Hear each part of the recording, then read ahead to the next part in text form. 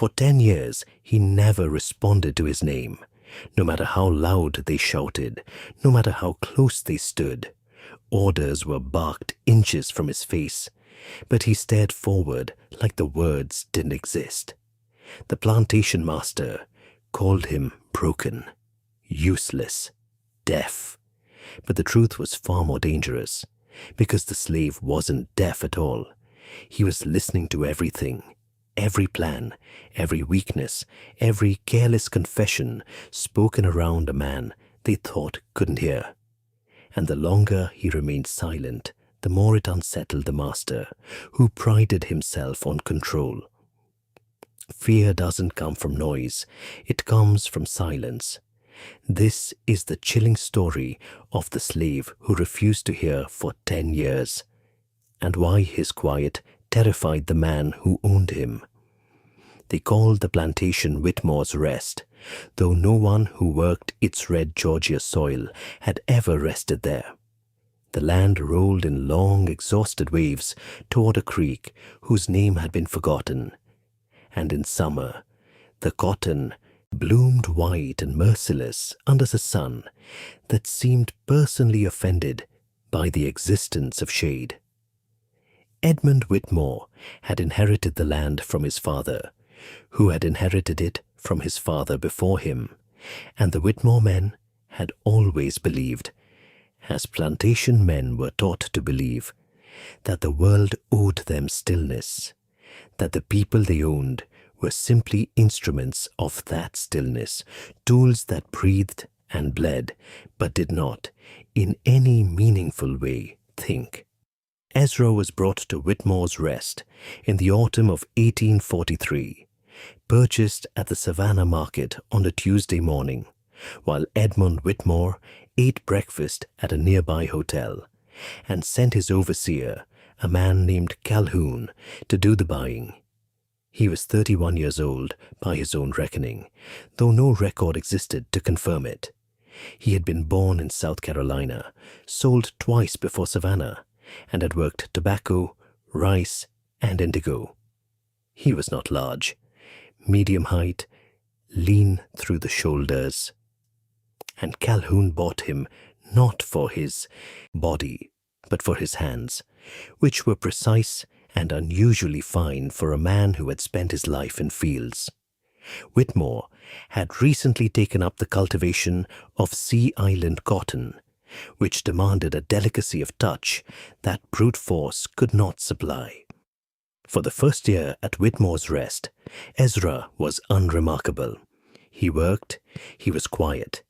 He ate the same course meal as the others, slept in the same long cabin, divided into stalls like a stable, rose before dawn to the sound of Calhoun's bell. He answered when spoken to, followed instruction, and gave no cause for punishment. Calhoun noted in his log. He kept a log the way a ship's captain might, methodical and proud, that Ezra was a satisfactory purchase, no trouble. Then, in the autumn of his second year, something changed.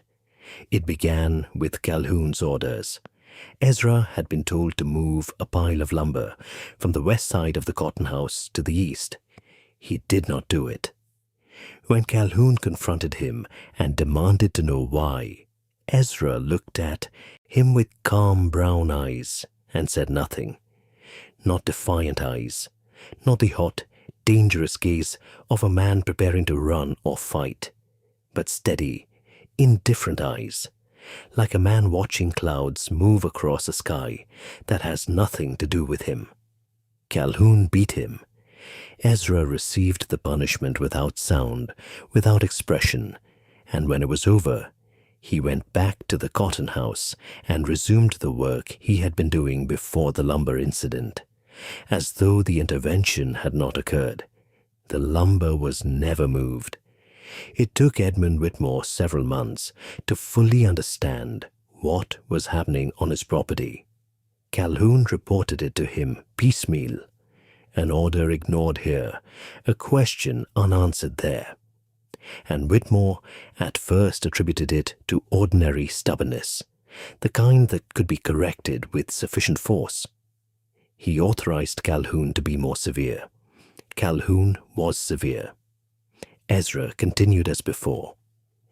What Ezra had done, what he had chosen, though it would be years before anyone used that word about it, was to withdraw his hearing from the plantation.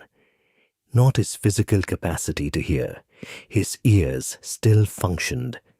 But somewhere inside himself, in a place that hunger and pain and the lash could not reach, Ezra had decided that the sounds produced by the machinery of his captivity would no longer arrive as meaning. Calhoun's voice, Whitmore's voice, the voices of white authority in all their forms, they reached Ezra's ears and traveled no further. They dissolved the way smoke dissolves into nothing. He could hear the other enslaved people. He could hear rain and wind and the calls of birds in the pine trees beyond the creek. He could hear children laughing, and he would smile faintly at that.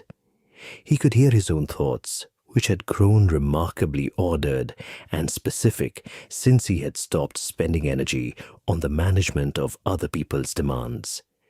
But the commands, the ownership dressed in language, those he had made into silence. The other enslaved. People at Whitmore's Rest knew what he was doing before Calhoun did, before Whitmore did. They had seen it before or heard of it. Something passed down in whispered knowledge, the way all survival knowledge passes in captive communities, quietly, carefully, one mouth to one ear. They did not all call it the same thing. In the low country, where Ezra had once lived, some called it "stop in the door." A woman named Hester, who had been on Whitmore's Rest longer than anyone, called it "going inside." A boy of 15 named Monday, who watched everything, called it simply "what Ezra does." It frightened some of them, not because it was wrong. Most of them understood, without needing to articulate it, that it was perhaps the bravest thing a man could do in their circumstances. But because it was so absolute, most acts of resistance carried negotiation within them. A slowed pace was still a pace. A feigned illness still acknowledged the calendar of labor it was disrupting. But Ezra's silence was totalizing. It recognized no negotiation. It said without words that there was a part of this man that the plantation didn't own, had never owned, and would never reach. That was what frightened Calhoun most, though he could not have named it so clearly. He told Whitmore that Ezra was touched in the head. It was easier to say that. The silence lasted 10 years. This is the fact that must be understood before anything else. 10 years. Not a week of quiet resistance that collapsed under pressure. Not a season of withdrawal that ended when the cold came and made endurance too costly. 10 years, through cotton harvests and winters, through Whitmore's 2 marriages and 1 funeral, through the births of children in the slave cabin who grew old enough to know Ezra as simply the quiet man, through the death of Monday at 19 from a fever that the plantation provided no medicine to treat. In those 10 years, Ezra was punished 37 times by Calhoun's count. The log still existed, found decades later in a courthouse archive, water-damaged but legible. Calhoun recorded each punishment with the same flat notation he used for everything: the date, the offense. Always some variant of failure to obey. The punishment administered. The entries had a repetitive, almost musical quality. The same rhythm of disobedience and consequence, that read, in retrospect, less like a record of correction and more like a record of failure. The punishment never worked. The log itself was a confession. Whitmore brought in a doctor after the third year, a man from Macon who specialized, or claimed to, in the peculiarities of the enslaved mind. The doctor observed Ezra for 2 days, had him perform tasks to assess his hearing and comprehension, and declared him to be malingering, pretending an incapacity he did not possess. He prescribed saltwater immersion and 3 days of restricted food, both of which were administered. Ezra emerged from the experience thinner and unchanged.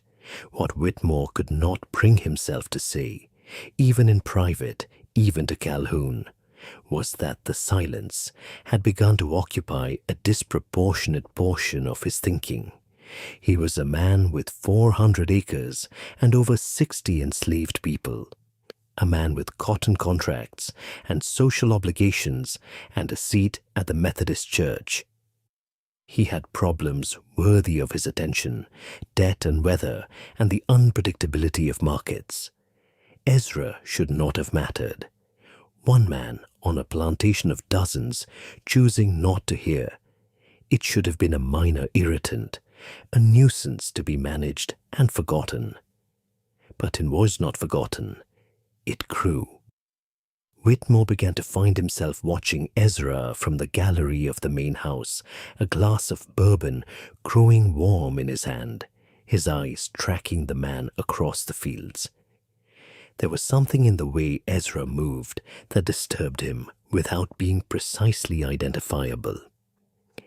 He was not insolent. He did not strut or glare, or perform any of the visible gestures of defiance that Whitmore knew how to read and respond to.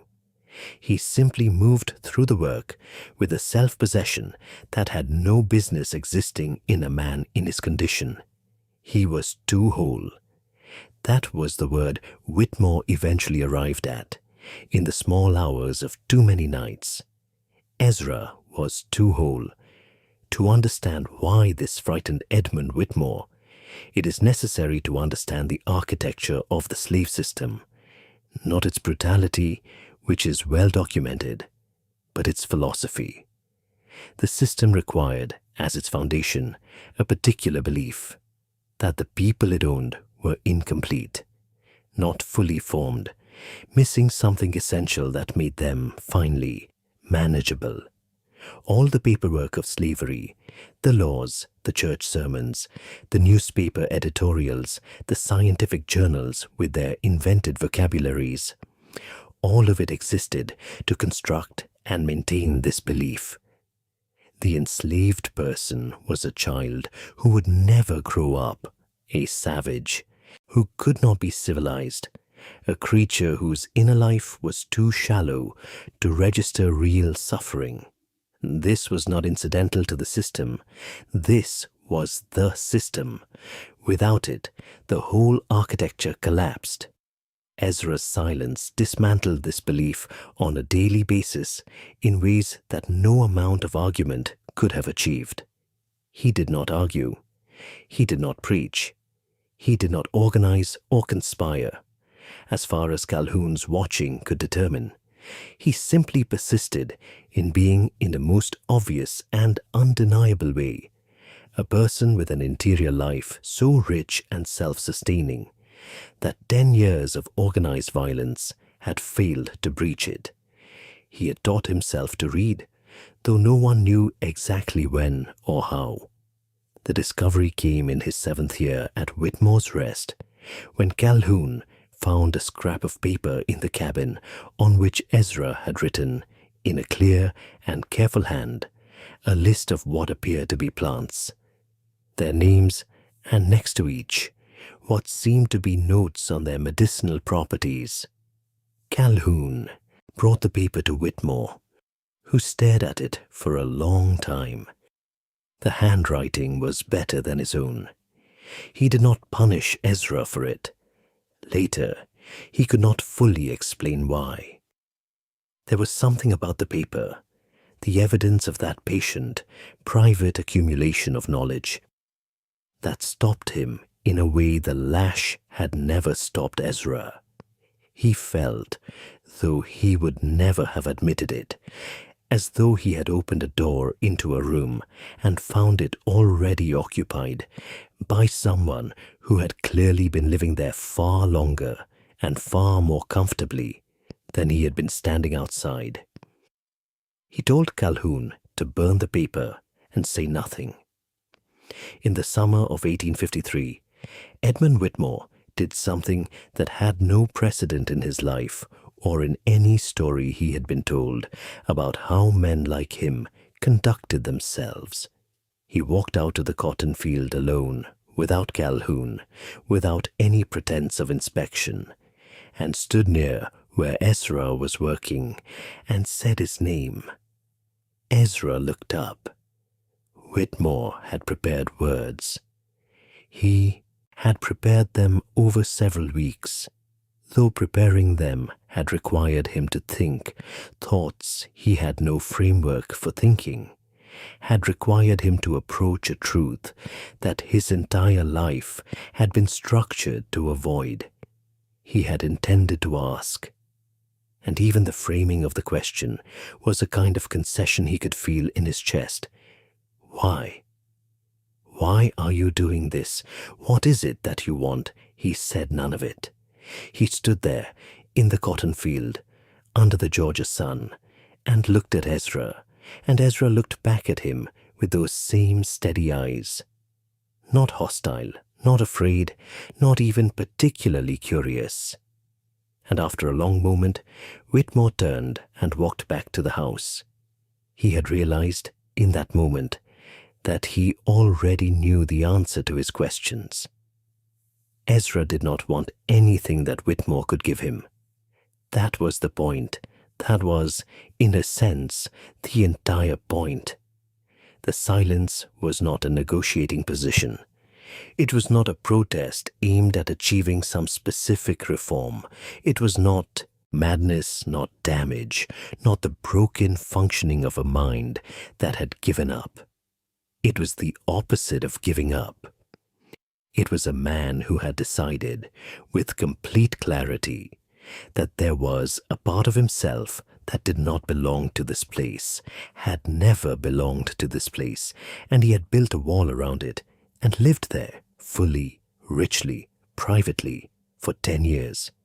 What Whitmore had seen in Ezra's eyes was not anger or suffering. It was, unmistakably, sufficiency. The man was sufficient unto himself, and that, in the economy of slavery, in the philosophy that made the whole system function, was an unthinkable, intolerable thing. The 10th year ended not with drama, but with history. In the spring of 1853, a network of enslaved and free black men and women connected to the Underground Railroad reached Whitmore's Rest.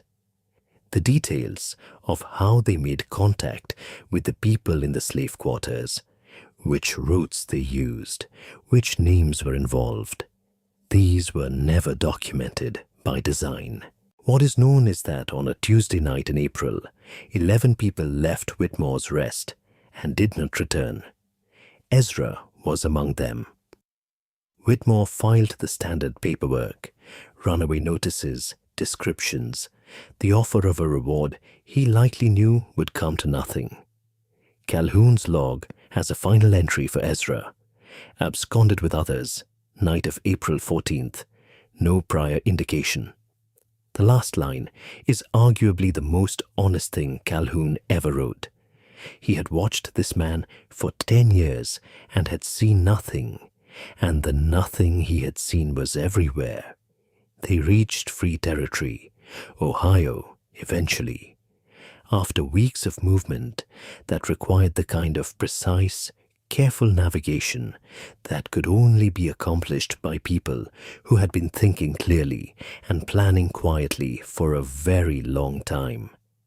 Ezra was among those who guided the group through the night passages, who knew which plants could treat infection and which paths were passable and which bridges were watched. The knowledge in that burned scrap of paper and all the knowledge like it had not been destroyed. It had simply been stored elsewhere. He settled eventually in Cincinnati, where a community of free black families had built a neighborhood of churches and schools and mutual aid societies. He worked as a cabinet maker, those precise hands finding their purpose in wood instead of cotton, and later as a teacher in one of the community schools. He taught children to read, and he did it, people who knew him remembered, with a patience that was almost frightening in its depth, as though he had been saving patients for exactly this purpose for a very long time. He married. He had children. He lived, by most accounts, well. Edmund Whitmore never fully recovered from what Ezra had done to him, though the damage was invisible by the standards of his world. He continued to own people. He continued to grow cotton. He sat in his church pew and read his newspaper and attended to the business of being a prosperous Georgia planter.